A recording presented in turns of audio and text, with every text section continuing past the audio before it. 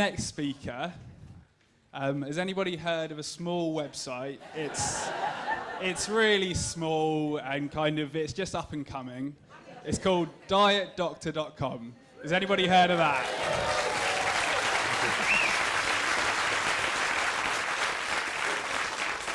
Well, it's a true honor to have him here. It's Dr. Andreas Eendfeldt.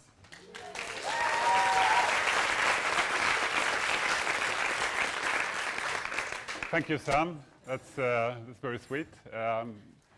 Yeah, I just want to say, I know most of you already know this, the people in this room, but I really think that we have quite an amazing opportunity to change the world, to right a wrong, to improve the lives of hundreds of millions of people. And everybody, of course, in this room could be a part of that. And yeah, I mean, it's not easy. It's never easy to change the world, of course. It's never been. But you, small thing. But we could do it. It's possible. I think that's amazing. So it's just the introduction. So let me start with the disclosure. So me and my colleagues, we run the health website, like Sam said, dietdoctor.com, the largest low-carb site in the world, and funded by an optional membership section. And our goal is to empower people by making low-carb simple. We show no ads, we don't sell any products, we don't take any industry money. So we're all funded by the people. I want to talk today about three things. First one is some background. You may have heard this, but there's been a mistake that caused a global obesity epidemic, diabetes epidemic. Second thing I want to talk about is how surprisingly hard it is to fix this mistake. You'd think it wouldn't be that hard today, but it is. And third thing is a possible solution. We can make it happen, perhaps. So number one, the mistake behind this. And there are many ways to start this story, but I want to start it in 1984, the year that George Orwell wrote about in his novel about Big Brother, which I think is kind of fitting, because in the same year, the American government launched a campaign to teach the American people how to think about food, about what to eat and what not to eat. So they were not supposed to eat fat and cholesterol, real foods, right? Eggs and meat, for example. They should eat low-fat, low-cholesterol food. They should fear real foods. And yeah, a lot of people inspired by this advice started eating fake foods. The food industry, they started removing fat from the products, adding sugar. So low-fat, high sugar. And you know what happens? The blood sugar goes up, the fat-storing hormone insulin goes up when eating less fat and more sugar. And this is what happened to obesity rates in America. 1985, the blue states have around 10% obesity. 1991, dark blue states have 15% obesity. Quite an increase. 1997, yellow states, 20% obesity. 2003, the orange states have 25% obesity. 2009, red states, 30%. And 2015, the dark brown states, 35% obesity from 10 in just a few decades. So obesity became common. Kids are hurt too. And we tripled the obesity rates in a single generation. And the UK, by the way, became one of the most obese countries in Europe, topping the list. So you're leading the way for the rest of us. Thank you very much. Like almost Brexiting the list up there.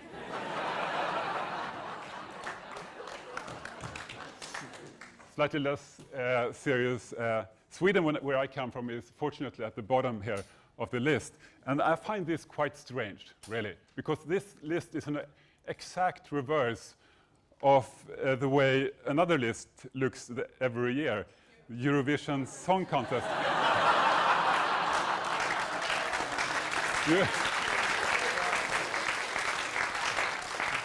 Do you ever watch this competition? No, I'm not sure I would do that if I lived here. Anyway, so this can't be a coincidence. It's the opposite. So it seems that winning this competition reduces national obesity. And I think someone should look into it. I think it's all connected to these guys somehow. Anyway. more seriously, it's not just about obesity, because there's something that's even scarier, really scary. And that's diabetes, and that's too much sugar in the blood, coming from the sugar and the carbohydrates you eat, right? So there used to be 30 million people with diabetes in the world in the 80s. You know how many people we have today? 400 is 13 times more in just a few decades, and it's still going up, right? So the prognosis is going to pass 500 million very soon. And of course, this leads to more Alzheimer's disease, more heart disease, more amputation, more cancer, all kinds of suffering, lost human potential, and lost happiness all around the world. So something has to change, and it really should change soon, because we can't wait. We have to fix this mistake. And the idea that is still sort of around is it's all about eating less and running more, right? That's what people are mostly told still. Same thing we told people for 30 years while this happened. So what do? Well, if you believe that's the only solution, then this becomes the final solution. You'll have to do gastric bypass surgery on all these people, right? The only way to cure obesity, people say. And I think, well, some people say that, truly. And I think we have to really consider if this is reasonable, because you cut away parts of the stomach, of the intestines. Is there a disease in there? Are these organs, diseased organs that we cut away? No. These are healthy organs that we cut away, throw away, right? So something is not quite right in this thing. So actually what we're trying to do is to surgically adapt our bodies to handle the industrial food supply instead of adapting the food to our bodies, right? Yeah, and the common argument for this is that, hey, everybody who ends up on the table, they already tried every diet there is, every lifestyle thing. They have nothing else. This is the final solution. But that's not true, because I've met so many people where it's not been true. And this is just one person I met called Johanna Engström. And when she was in her 40s, she had struggled with her weight her entire life, and she was fed up with it, and she felt, this surgery could help me. And her doctor agreed, that's a great idea. So she ended up on the waiting list. And in Sweden, you can wait quite some time, a couple of years. But finally, it was her time. She went to the hospital, signed in, and the next morning, she was going to be rolled in for surgery. But that night, she told me, she had some kind of panic attack, or she felt, this isn't right. I can't do this. So she went to the people in the ward, and she said, really, really sorry, but I can't do this. You'll have to give the surgery to someone else. Yeah. She went home to her family. And the next day, she started eating a low-carb, high-fat diet. And this is something she'd been thinking about for a long time. She never gave it any serious attempt. But she did ask her doctor, can a low-carb diet be right for me? And he said, no. That's a fad diet. It doesn't work long-term. It's dangerous. Shouldn't do it. Do the surgery. But she did try it. And in a year, she lost 8 stone.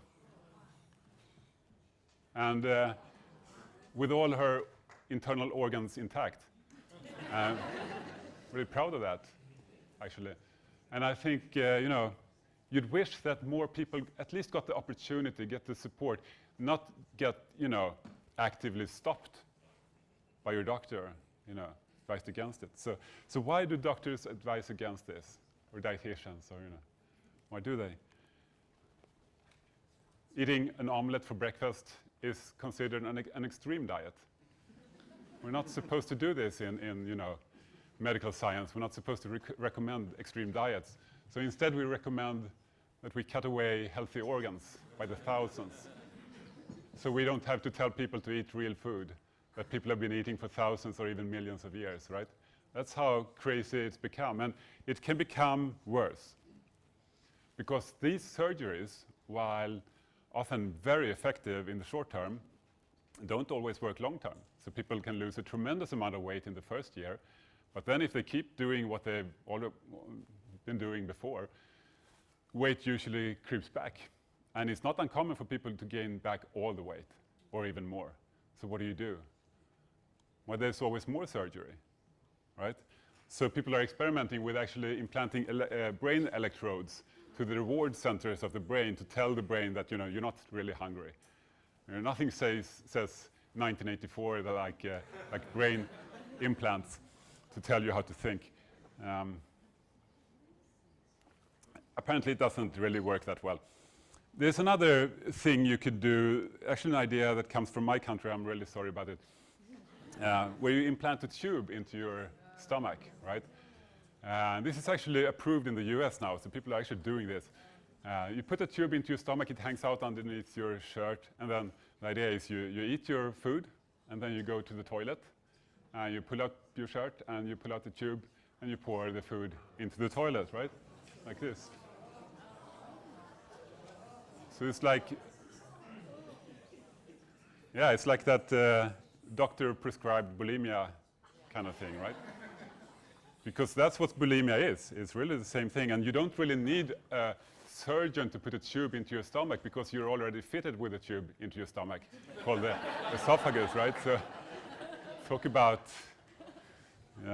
not really the greatest idea, perhaps. How about just telling people to eat real food and less sugar and less starch? I mean, you already know this, but here's a cool example. It's a friend of mine called Ronnie Mattison, and this is a few years back. He wrote on his Facebook page, can you lose 10 kilos, 20 pounds, 1.5 stone in 10 weeks? Is it possible? And a friend answered that, yeah, it's possible with a low-carb, high-fat diet. So he decided to try it. And he did something kind of unusual. He took a picture of himself in his underwear before and after, and then he put these pictures into his computer and had it calculate how he looked in between, so it became like a movie. So let's have a look. This is while he's eating all he wants, real foods, but no sugar and starch. So you see the fat kind of melts away. You can see it from this side. Kind of cool, right? Yeah. With no hunger, no surgery, all the organs intact. Of course, it doesn't work that well for everybody, but it works great for a lot of people. And they should at least, I think, be allowed to get support and help to do it. Now, those are, of course, anecdotes, but we have far more than anecdotes. You know this, I'm sure. There are dozens of high-quality studies, randomized controlled trials comparing low-carb and low-fat for weight loss. And I did, went through these a few years ago. I found 20 studies where there is a significant difference. One of these diets come out on top. So 20 studies, and it's 20 wins for low carb, no wins, all losses for low fat. And of course, Sam, you updated the list, or you did your own, more thorough search, a little bit, more updated version of it. So 29 studies now. Yep. And what's this? What's this? Oh, so you're welcome. Thank you for the update. So now it's 29 to 0. You start wondering, how many studies do you need before you can say, yeah, low carb is better for weight loss, and also, of course, cardiovascular risk factors. But what about this cholesterol thing? The thing that started this whole epidemic, probably. So this is back in the 80s. There was no good evidence that this would make people live any longer or cure people of heart disease. And now, if you look at new reviews, so this is from 2010, looking at all the observational evidence, all the epidemiologic evidence, there's not even any significant association between eating fat and getting cardiovascular disease. And if you look at the interventional data, this one is from this month. So you look at all the high-quality interventional trials, it says, replacing saturated fat with mostly unsaturated fats is unlikely to reduce heart disease, mortality, prolong your life. And it says these findings have implications for current dietary recommendations. It's like, scientists speak. What they mean is current dietary recommendations are wrong, and we should stop, right? That's the implication. So, of course, 1984, this is from 2014, I'm sure many have seen it. Eat butter, it says. scientists labeled fat the enemy, why they were wrong, right? So we know they were wrong. So why don't we change it today? Why not? We know the mistake, so why is it so hard to fix it? It's a million-dollar question. So this is 2 days ago. You see that? Coconut oil is as unhealthy as beef fat and butter. Must mean it's really healthy then, I guess. No, so this is from the American Heart Association. They came out with a new report saying that, yeah, saturated fat raises your cholesterol, and that we know that's dangerous because we always knew that. And it's basically the same people who wrote the reports in the 1980s. They're still around. If you want to read a nice reply to this, Gary Taubes wrote a very, very massive reply. That's interesting to read. But yeah, this is the way it's like. The people who said it was dangerous in the 80s, they still say it's dangerous. They still know for somehow. And it really hasn't changed all that much. Because this is a 19th century guy. Do you know who it is? Ignaz Semmelweis, a Hungarian doctor, an obstetrician. And there was a huge problem at this time because women giving birth, they were dying very, very often after birth in childbed fever. And nobody knew why, right? So it could be like 1 person in 4 sometimes dying, leaving their family. And what Semmelweis discovered was this connection between doctors going to the morgue to do an autopsy, and then afterwards they would come back and they would examine women before childbirth. And he thought, maybe they get something on their hands when they're, some kind of particle from dead people. And this sounded like voodoo because nobody knew about bacteria, right? But he was the chief of a ward, so he forced all the doctors to wash their hands in chloride. And what happened before they entered? The death from childbed fever just almost went away. So basically, if doctors washed their hands 10 times, they saved the life of 1 woman. But they didn't. They didn't believe this, right? So it took decades, and Semmelweis, he ended up in a mental hospital where he died, right?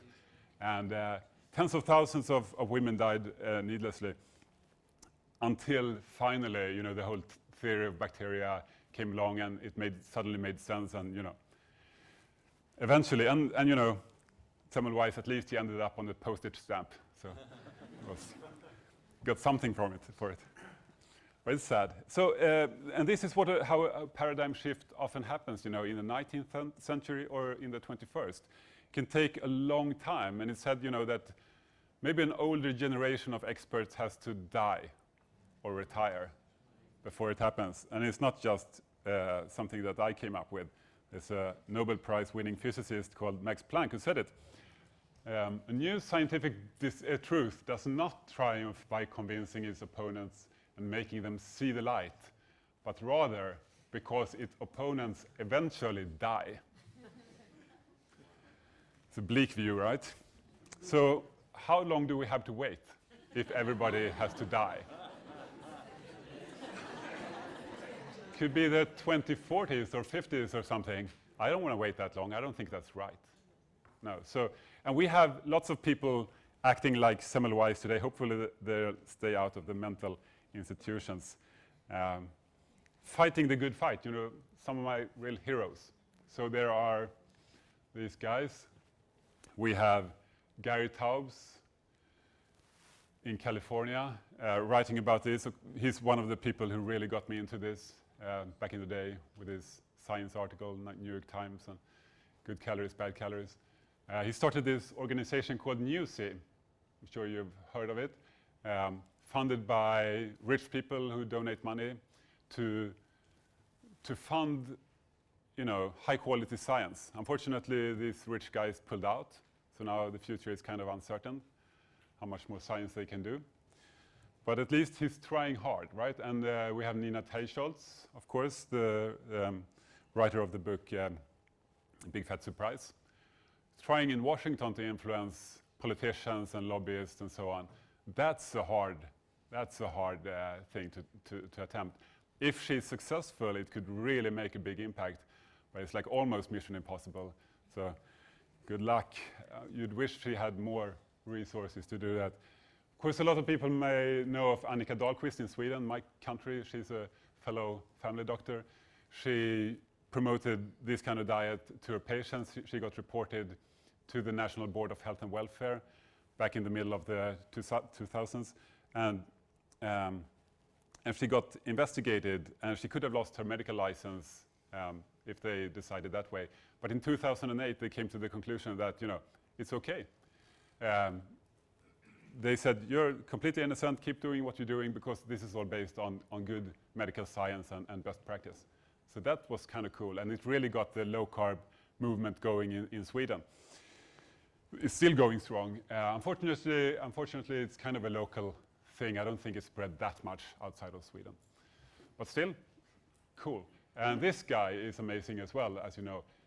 Professor Tim Noakes fighting in South Africa. So he tweeted a low-carb tweet 3 years ago, ended up in court.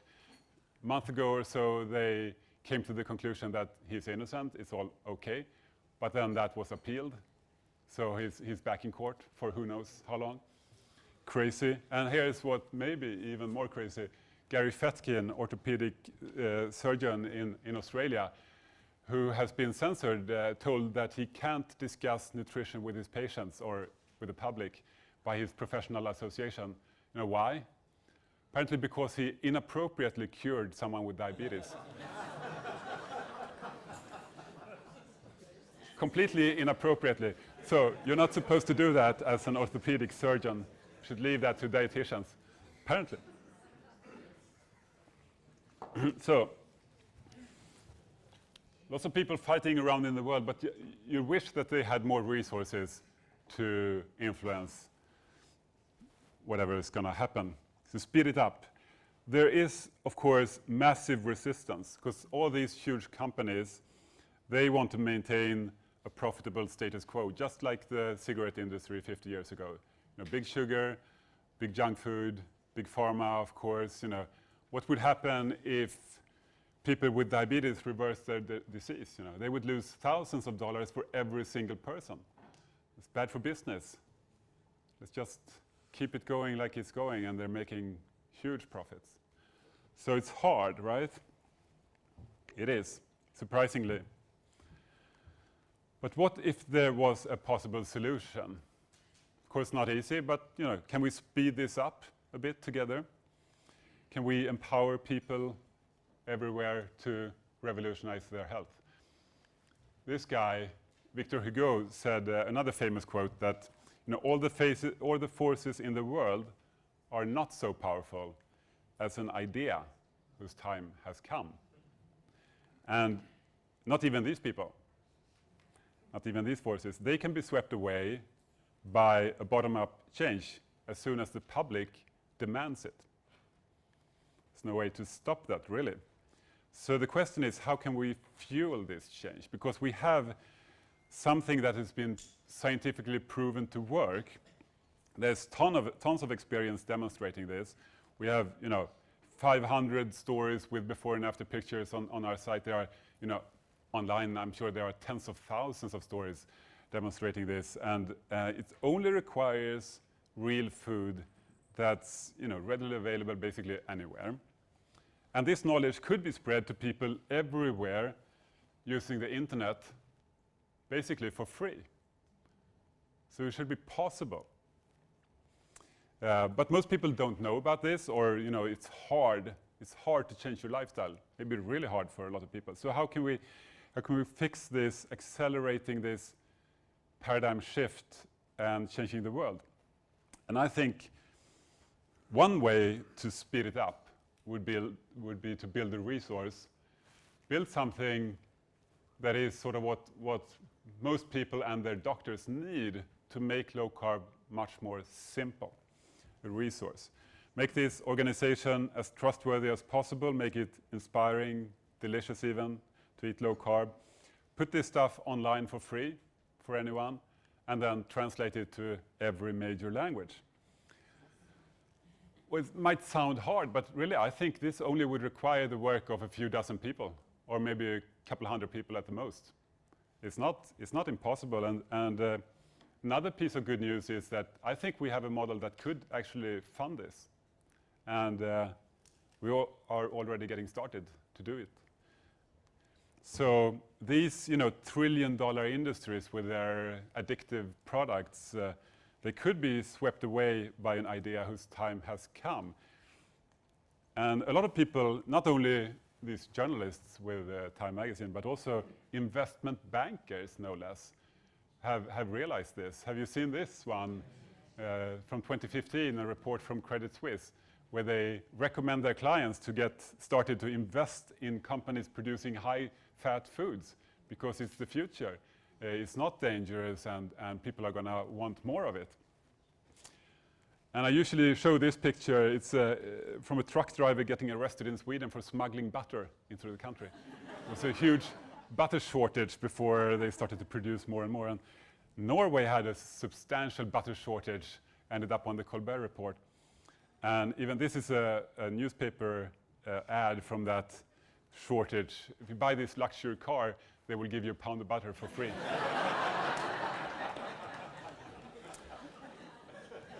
And even Canada had a butter shortage. And this is from this spring. Australian food manufacturers facing butter shortage.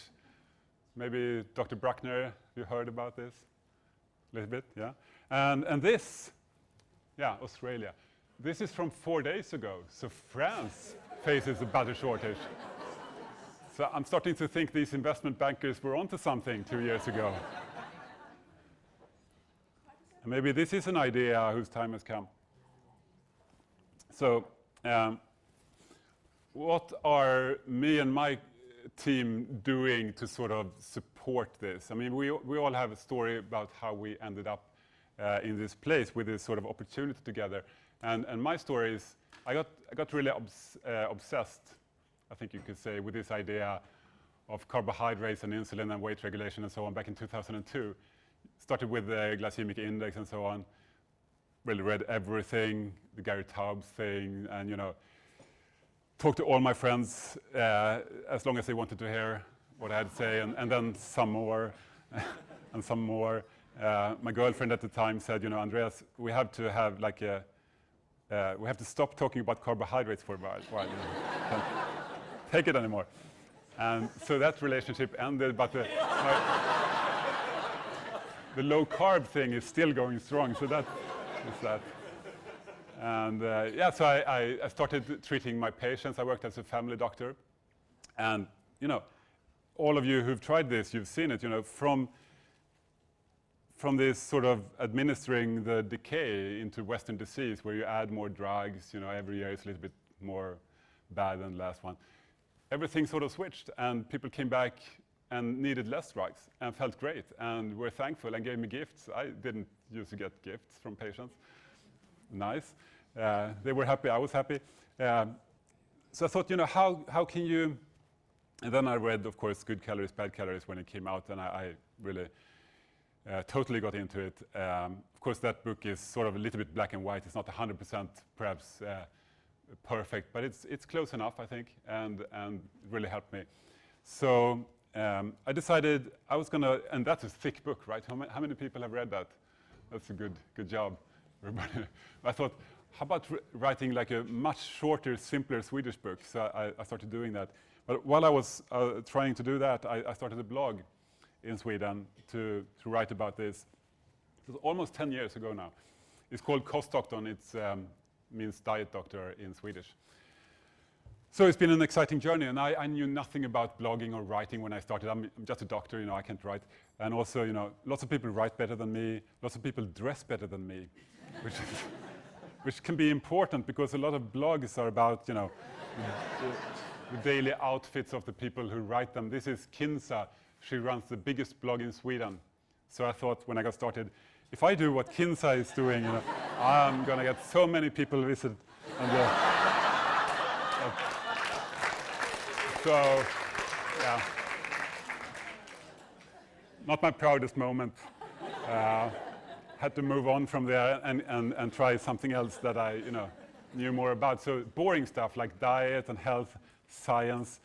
But still, in a month, there were 500 people visiting this blog every day. And I thought, wow, that's amazing. That's like 10 busloads of people, way more than I could reach before. So that's awesome. 1 year later, 5,000. And a few years later, 50,000 people a day. So me and my couple of friends started an English blog called Diet Doctor. How many people have visited that one? Quite a few. Thank you. Yeah, cool. So back in 2013, I was working half-time, actually. I cut down on the family doctoring business and did this part-time and had some other people working a day or so a week with me. And it kept growing. And I had to face this sort of question that I've been thinking about for a long time, because I was working still half-time as a doctor, seeing one patient at a time. Many people were not even into low carb. Maybe they had backache or something. But trying to help people with low carb when it came to obesity, diabetes, one person at a time. And the idea, of course, was that what if you could help 10 people in that time online?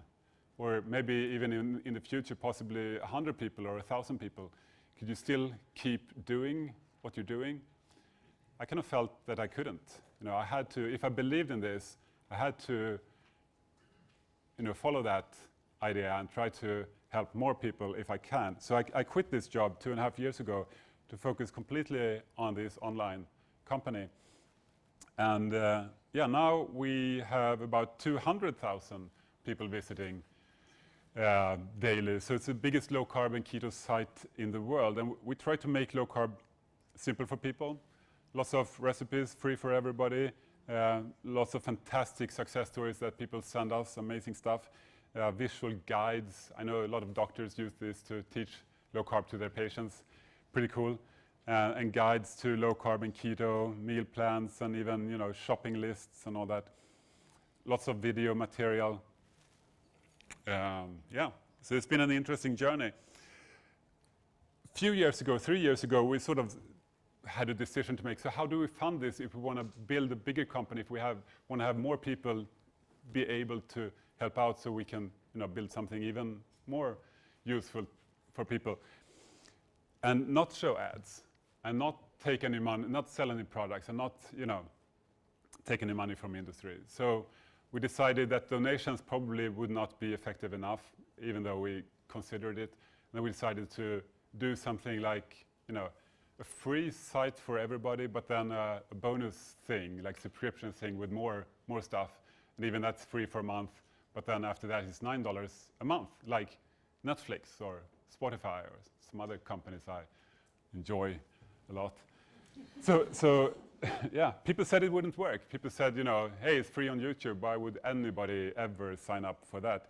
But they were apparently wrong, because in 3 years, we've gone to 35,000 supporting members. So thank you, everybody who is a member, because we try to use these resources to the absolute best of our ability. We don't have any investors, so everything we try to use to build a better product. So in 2013, a few people working part-time. Now we're actually 14 people full-time doing this. The Swedish site, the English site, recipes, videos, IT tools, content.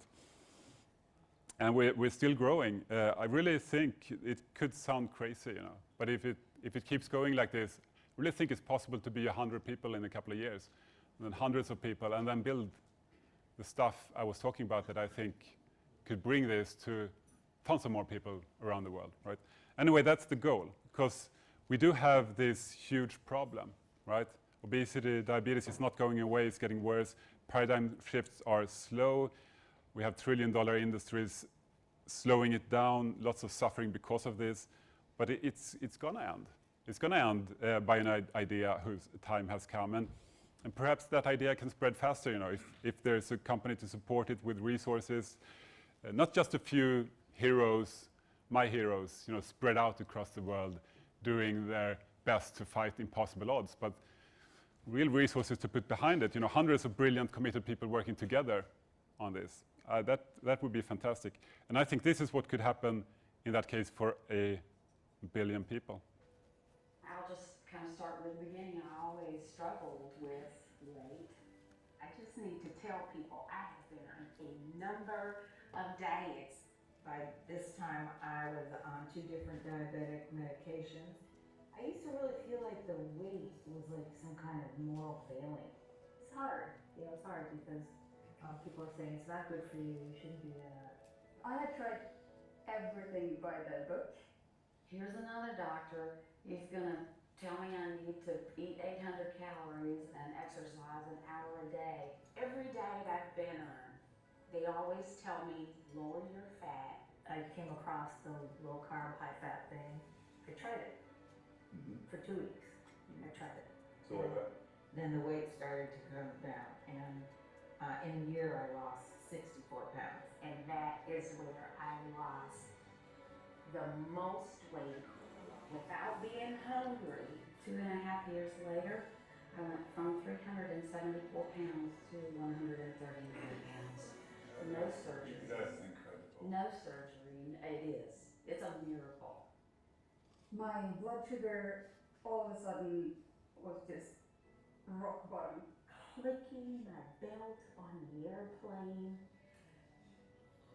It's totally different. Totally different. It's fantastic. The energy. And then the other thing, which is why I'm so sure I won't be on antidepressants again, is the mental clarity I've gained. I think for me, the biggest benefit, more than the weight, is the mental clarity, the calmness. I don't feel so impulsive. I feel like work-wise, I can be more focused on projects and get through projects better. It's very hard, I think, to convince people until they can prove it to themselves. I don't think of it as a diet anymore. It's a lifestyle. People are amazed at what I've done.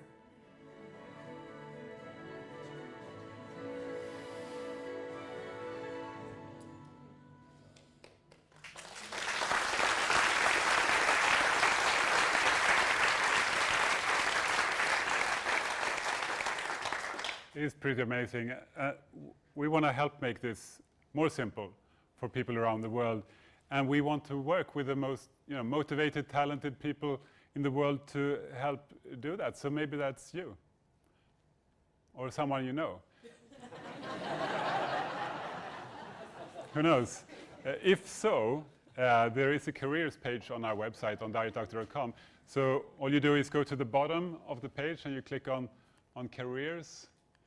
And you can check it out if something for you. And if it's not for you and you think you're right anyway, feel free to send me an email. You may be right. And if you have ideas for how we could improve this product to make low carb more simple, you can send me an email, Andreas@dietdoctor.com. Because I do think this is an amazing opportunity that we have, right? Because the world will be changed. 1 billion people will have a better life at some point, because eventually scientific truth wins out. It always does. Problem is, it often takes decades. But working together on this, we could make it happen much faster than that. Thank you.